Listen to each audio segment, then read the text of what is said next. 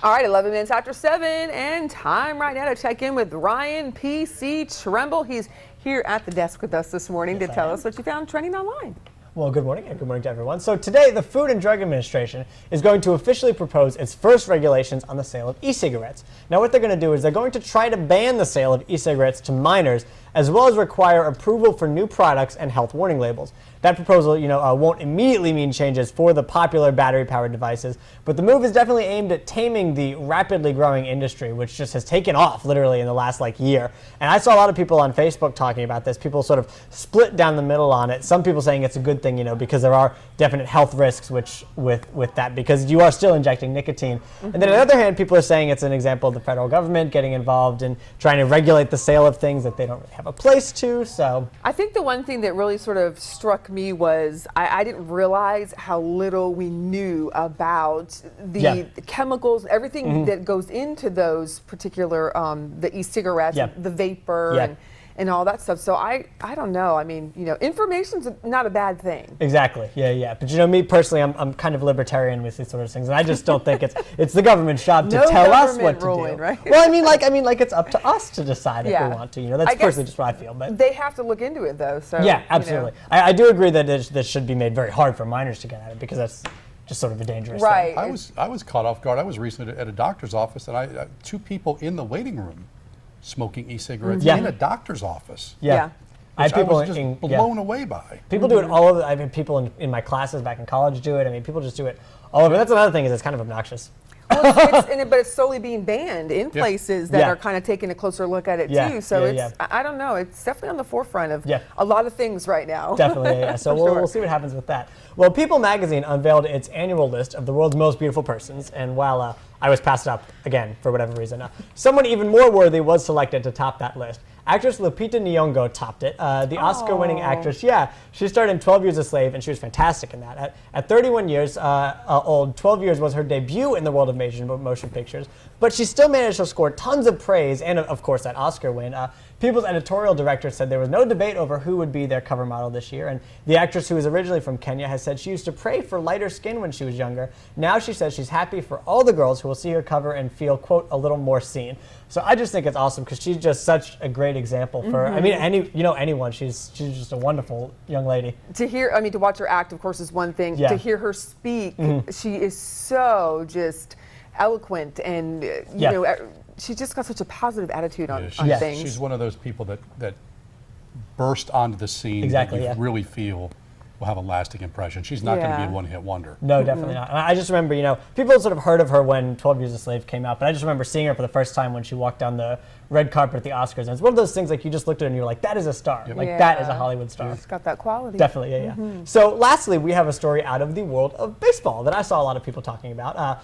Because you would have thought that Yankees pitcher Michael Pineda would have learned his lesson when he was accused earlier this month of doctoring a ball. Well, you'd have thought wrong. Because last night, Pineda was pitching pretty badly in the first inning. Then, whoops, he comes back out in the second inning. He's pitching great, but Red Sox coach John Farrell noticed something weird on Pineda's neck. The umpire ends up inspecting it and confirming that it's actually pine tar. What? Yeah, which pitchers illegally use to improve their grip on the ball. He ended up getting ejected from the game, and get this, he was accused earlier this month of messing with a ball. Officials thought he had pine tar in his hand then, and that earlier game was also against the Red Sox. But he played it off earlier this month, and he said, oh, it's just dirt. And somehow everyone was like, okay, we're all right with that. Look at that, and all of it caught right on camera. Yeah. Wow. And if you see earlier, it's super obvious, because it's like a smear of it across his neck.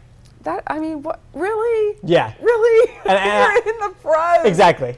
I was reading, you're allowed to put it on a baseball bat to a certain extent. To a certain extent. Yeah. Because the big pine tar thing was back in 1983 with the guy I grew up idolizing, George Brett. It can extend only to a certain part of the bat. They kind of measure with the plate.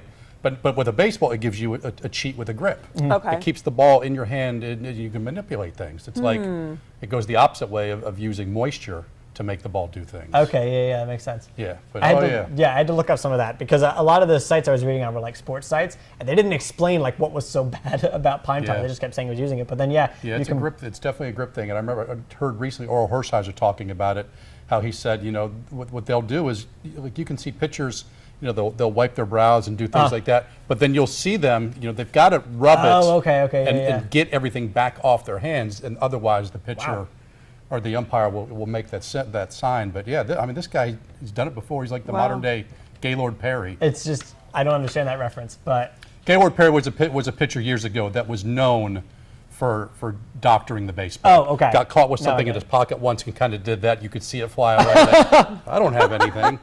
So this, like you said, but this is twice now for this guy. April 10th was the last time. Yeah. That's just over 10 days away. Yep. 10 days ago. What is with always trying to cheat the system? I don't know. I don't understand that. I mean, It's only cheating if you get caught. all right. Oh, So it's officially cheating now. I don't agree with that. You don't agree with that, Aisha? No. You think it's always cheating? It's always cheating. I tend to say that is true. Competitive advantage is what they bill it as.